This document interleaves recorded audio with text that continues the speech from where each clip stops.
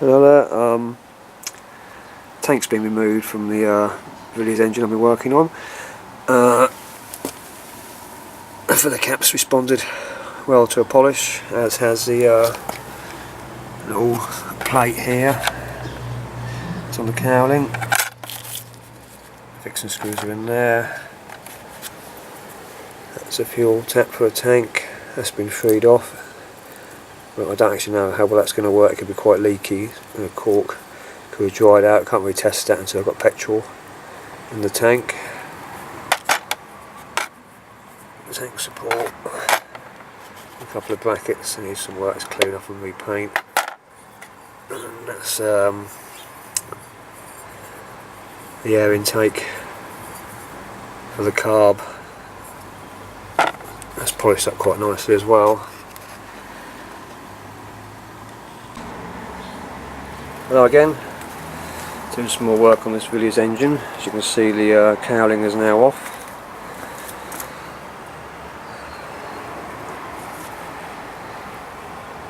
The front cover there, and the start pulley. There's the exhaust.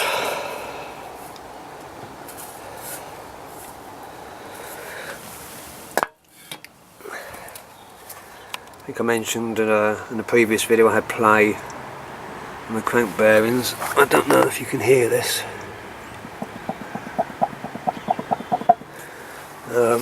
Quite a bit there, so I'm going to look into that. Carb's all taken apart, well, nearly completely stripped.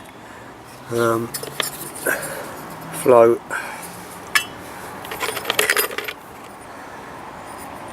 Light chamber, throttle slide, and the main body.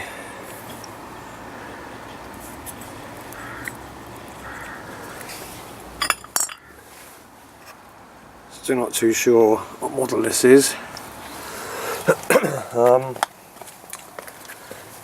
Got some markings stamped here.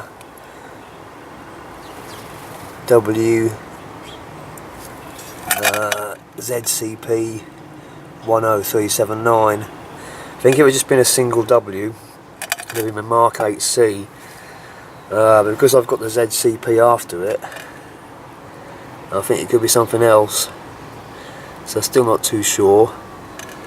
There is marking here as well, but I've no idea what that means. There's nothing there I can set them out to suggest a date anywhere.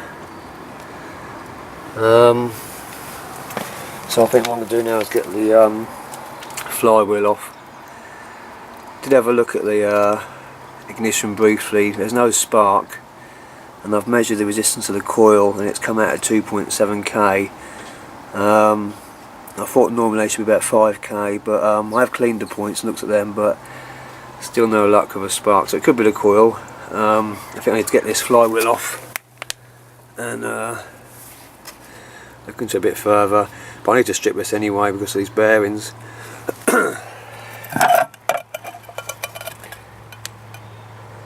Exhaust port. Yeah, so I think we'll get the flywheel off now then. Right, that's the flywheel off. Virtually no effort at all to undo this. I wish it hadn't been securely fitted. There's the inside, the coil there, the points. So continue on. It's the inside of the flywheel, I'll show you that. Okay.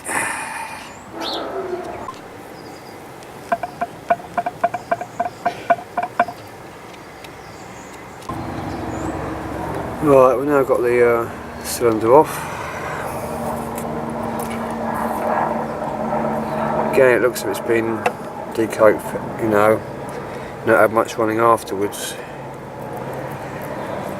The rings look okay, they're nice and springy and they're free in the grooves.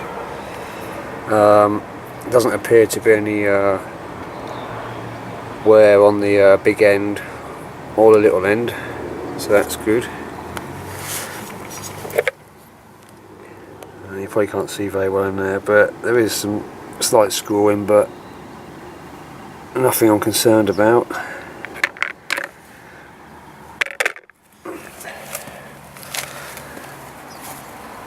So yeah, it's coming along. What I need to do now is just work out how to get this back plate off, I think, and then it'll probably be a case of splitting the crankcase halves.